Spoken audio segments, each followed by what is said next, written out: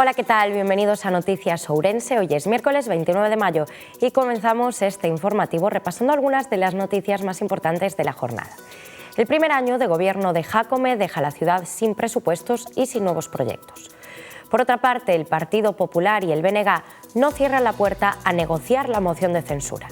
Y además, Tráfico impuso 66 multas diarias de media en Ourense en 2023. Comenzamos.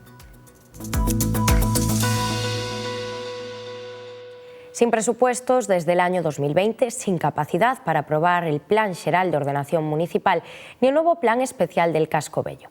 Los servicios sociales completamente desmantelados y las deudas con las concesionarias superan los 30 millones de euros. Es el balance de un año de Jácome al frente del concello de Ourense. Cierre de servicios sin nuevos proyectos y anuncios para recaudar más tasas del agua y 8 radares. El panorama económico es dramático en Ourense, destrozado por un combo de deudas y falta de presupuestos. La noche del 28 de mayo de 2023, hace ahora un año, las elecciones municipales deparaban un resultado en la ciudad que rompió con las tendencias mostradas por todas las encuestas y que dibujaban un escenario que sumía a la ciudad en el desgobierno más absoluto. Un año después de que el Partido Popular permitiese la investidura de Jácome sin entrar en el gobierno, la realidad pasa por el desmantelamiento de servicios públicos incontables, especialmente en el área social, impagos cada vez más abultados a proveedores, incluso a trabajadores públicos, y falta total de nuevos proyectos. La falta de acuerdo entre Partido Popular, PSOE y BNG entonces, pese al polémico caso de los audios, tenía como telón de fondo unas elecciones gallegas que condicionaban cualquier tipo de acuerdo a tres. Ahora, con los comicios gallegos ya lejanos, se abre un nuevo escenario y el resumen del primer año del segundo mandato de Jácome no puede ser más desolador. Sin presupuestos desde el año 2020 y sin capacidad para aprobar el Plan Xeral de Ordenación Municipal. En unos meses y ante la incapacidad para aprobar el nuevo Plan Especial del Casco Vello, el gobierno local perderá el control sobre la zona histórica que asumirá la Xunta y mientras las deudas con las concesionarias superan los 30 millones de euros al mantener ya 8 concesiones en precario, la más antigua desde 2015. Esta complicada situación se suma a los 94 días de media que tarda el concello en pagar, datos de Hacienda del mes de marzo, que lo convierten en el segundo ayuntamiento de capital de provincia más moroso de España. Y eso que no se cuentan los más de 14 millones que Hacienda ubica en la deuda del concello acumulada en la cuenta 413, correspondiente a las facturas sin tramitar. O Partido Popular amósase disposto a dialogar sen liñas vermellas para buscar unha alternativa a Jácome. O BNG non pecha porta a unha posible moción de censura. Tras a proposta lanzada onte polo Partido Socialista, o resto de forzas políticas da oposición responden. No Partido Popular aseguran estar dispostos a falar dunha alternativa real e sólida que mellore a xestión do concello e a vida da veciñanza sen liñas vermellas. Os populares ofrécense a dialogar e a sentarse con todo o mundo. Eso sí, emprazan a PSOE e a BNG a facer unha proposta formal na que non sexa. Tráfico impuso 66 multas diarias de media en Ourense en el 2023. El 60% fueron por excesos de velocidad y alcohol, según la Guardia Civil. Los excesos de los conductores ourensanos se tradujeron en 2023 en 24.117 multas, unas 66 multas diarias, lo que supone un ligero descenso respecto a 2022, que registró una media de 100. Así lo reflejan los cálculos de la Dirección General de Tráfico, que también muestran un total de 24.512 puntos retirados, una de las cifras más bajas desde que se empezó a utilizar el carné por puntos. La mayor parte de estas sanciones fueron puestas por el Departamento de Tráfico de la Guardia Civil. El 60% de ellas se debieron a excesos de velocidad y a conducir bajo los efectos del alcohol y las drogas, unido a que el conductor no use el cinturón de seguridad o carecer de elementos de retención infantil. Le sigue el uso del móvil al volante. Tras la Guardia Civil, las policías locales interpusieron otras 2.800 sanciones, donde se englobarían caducidades de seguros, ITV o permisos de conducir. Un número muy parecido es la de los agentes del rural, a las que hay que sumar también intervenciones de oficio de la propia DGT, que se encarga de denuncias voluntarias de particulares, entre otras causas de multa. Uno de los problemas más serios que se viven en las carreteras de Ourense es la presencia de conductores multireincidentes que acumulan actitudes de riesgo al volante que exceden la sanción administrativa y entran en el terreno del delito penal. Para controlar a estos perfiles, la Guardia Civil ponía en marcha hace 15 años a los equipos de usuarios de riesgo, que cuentan hoy en día con unidades en Ourense y Verín. En 2023 realizaron 96 investigaciones a estos conductores multireincidentes, algunos de los cuales acabaron en prisión al contar con 3 delitos penales con sentencia firme. Preto dunha vintena de establecementos participan neste venres na Noite Moucha de Barbadás con descontos especiais. Dar impulso ao comercio local de Barbadás é o obxectivo que persegue o Concello coa organización da Noite Moucha presentada esta mañá, que será o epicentro dun amplo programa de actividades. En que consiste a Noite Moucha? Bueno, pois que os nosos comerciantes que participan nesta edición pois van a sacar os seus produtos e a súa actividade á rúa para mostralo a todo o mundo que queira pasear este venres por aquí, por a Avenida de Celanova. Van a ofrecer mesas doces, pero tamén importantes descontos e o que, como digo, van a mostrar a súa actividade e os seus produtos, facendo fincapé unha vez máis en que o comercio local debe ser a principal opción ou a primeira opción á hora de mercar para apoiar o noso comercio local. É unha aposta do Concello de Barbadás por potenciar o comercio local. É unha aposta estratégica, desde logo, porque consideramos que o comercio local é algo que axuda a crear tecido social, a crear unha actividade de socialización entre os veciños e as veciñas, e como podedes ver é unha actividade que nesta ocasión pretende acadar e chegar a todos os públicos e actividades acompañando o que son as ofertas dos establecementos comerciais para nenos, nenas, para adultos e para persoas maiores. Entón, polo tanto, pretende socializar e, ademais, pretende colaborar co comercio local. As actividades da Noite Moucha de Barbadás comezarán ás 6 da tarde na Avenida de Celanova e haberá hinchables, baile, globoflexia e mesas doces, por exemplo. Tamén está previsto que a partir das 10 da noite se leve a cabo un gran sorteo de agasallos e para participar os clientes deberán completar as cartillas que se facilitarán nos comercios que forman parte da iniciativa. Va a haber muchas actividades que los comercios hemos querido ofreceros para que conozcáis todos los comercios que estamos aquí y todas las actividades que vamos a hacer y animaros a venir, que conozcáis más nuestros comercios. Alfonso Rueda chama a mobilización nas urnas apelando ao orgullo europeo dos galegos e incidindo no moito que se xoga Galicia en Bruselas. O presidente reivindica o PP como un partido moderado, europeísta e de sentidiño que constitúe a mellor opción para representar os intereses dos galegos en Europa. O presidente do PPDG, Alfonso Rueda, fixo un chamamento á mobilización e a un voto masivo nas eleccións ao Parlamento Europeo, asegurando que os galegos se senten orgullosamente europeos e que é moito que Galicia se xoga en Bruselas.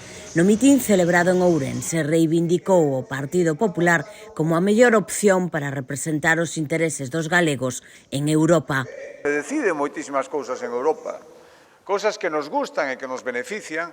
Os grandes logros de Galicia están feitos en gran parte gracias aos cartos que viñeron de Europa, pero non é sinxelo, porque son decisións que se toman lonxe, decisións que a veces non entendemos, que non compartimos, que nos costa aceptar, e todo iso se decide agora. Por lo tanto, vamos a intentar meter os millores.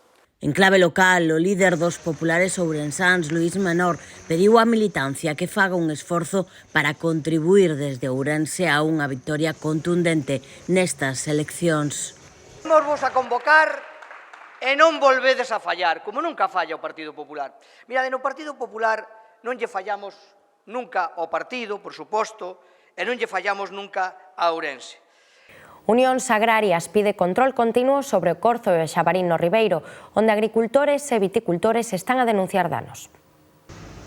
O xabarín tense convertido nun serio problema para os viticultores e agricultores da comarca do Ribeiro, producindo serios danos entre os cultivos e os viñedos.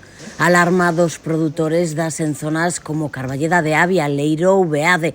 Por iso, Unións Agrarias demanda da Consellería de Medio Ambiente a planificación de medidas de control de poboación e de danos nestas zonas, de xeito que se poda ir por diante dos previsibles danos que se van repetir nos viñedos. Están a facer certos daños nos gromos que están a sair novos, e como un pouco prever para que cando maduren as uvas de cara ao mes de agosto, pois a cantidade que se está a ver nestes días por as viñas de xabarís poden ser un grave problema, pois os daños que produzca pode levar algún viticultor a que lle boten a colleita abaixo e perda todos os seus ingresos para este ano. A fin de trasladar a situación concreta e establecer un plan nacional de traballo coordinado, Unións Agrarias ven de solicitar unha reunión de traballo coa Xefatura de Servizo de Patrimonio Natural da Delegación Provincial de Ourense.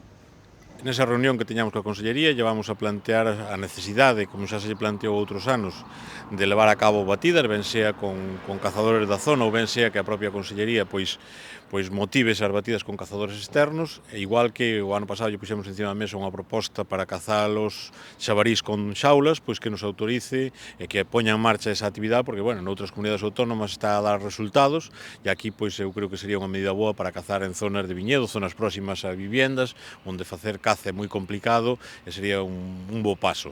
Por lo cual, estas medidas ya vamos a plantear á Consellería, lle vamos a pedir que a ver se somos capaces entre todos de acabar con esta plaga que está a afectar aos viñedos e incluso pois aos pequenos huertos que hai na zona do Ribeiro.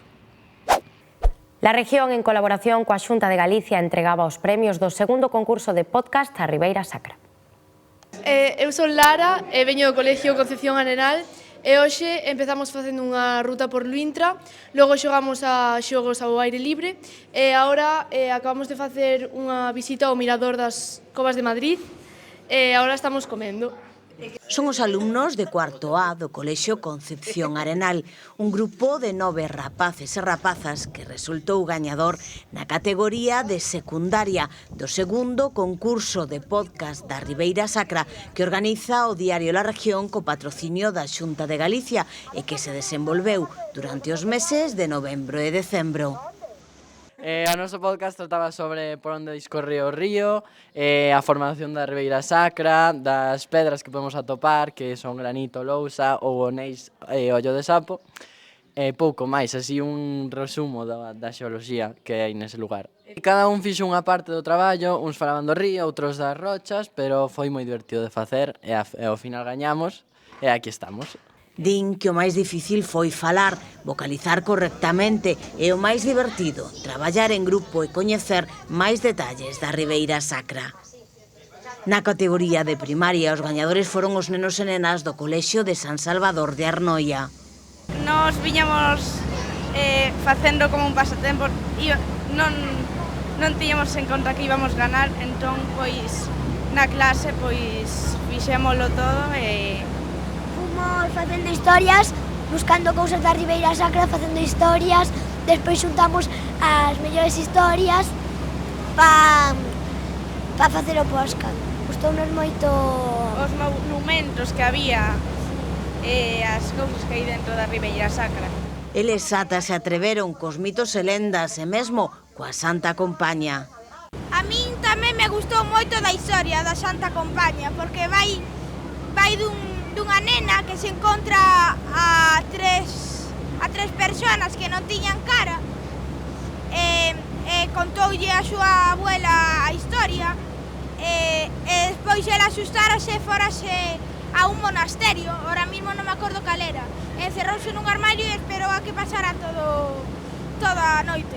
O premio para todos, disfrutar dunha xornada de tempo de lecer na propia Ribeira Sacra, sendeirismo, xogos ao aire libre, visita aos miradores e despois de xantar, percorrido no catamarán, unha experiencia coa que volveron encantados para casa. Sobre todo, estar con meus amigos e estar aquí no barco. A min ir de ir aos miradores e mirar todas as rocas por arriba, todas as costas, todo. O alumnado de Educación Primaria do campus de Ourense organizou unha xornada de lecer na Praza Maior para aproximar os xogos e bailes populares galegos a escolares de 7 centros educativos. A Praza Maior de Ourense acolleu a celebración dunha xornada musical con nenas e nenos de educación primaria de diferentes centros educativos da cidade, pero tamén de Verín. Foron 2 horas de xogo, ritmo, batucada e danza, na que o alumnado da Facultade de Educación e Traballo Social do campus tivo un papel destacado, encargándose de aproximar a danza tradicional galega á cativada. A xornada é froito do traballo realizado polo Seminario de Formación do Profesorado sobre Recursos Musicais, coordinado polo Centro de Formación e Recursos de Ourense. Nela estiveron ao redor de 200 nenos e nenas de entre 8 e 11 anos, procedentes de 7 centros educativos da provincia. O alumnado do campus tivo na xornada o papel de apoiar o desenvolvemento das diferentes actividades e liderar concretamente as actividades de xogos e bailes populares galegos, como a xiralda ou o lambonciño. Estes xogos foron preparados na aula ao longo do cuadrimestre e participar nesta xornada foi unha oportunidade para implementar os procesos de ensino-aprendizaxe destas danzas con nenos e nenas de primaria. A participación na xornada permitiulle aos futuros mestres e mestras de primaria que se forman no campus observar de primeira man as dificultades que entraña a didáctica da expresión musical coa cativada e buscar alternativas e solucións in situ. Hoy nos despedimos de nuevo hablando de la 57 edición del Rally de Ourense, porque esta mañana se celebraba la reunión de seguridad a la que han acudido el subdelegado del Gobierno, el delegado territorial de la Xunta en Ourense, cuerpos y fuerzas de seguridad del Estado y, por supuesto, también los coordinadores de esta edición del Rally. Pues esto ha sido todo por hoy. Muchas gracias por acompañarnos, que pasen una buena noche. Nosotros nos vemos mañana a la misma hora. Adiós.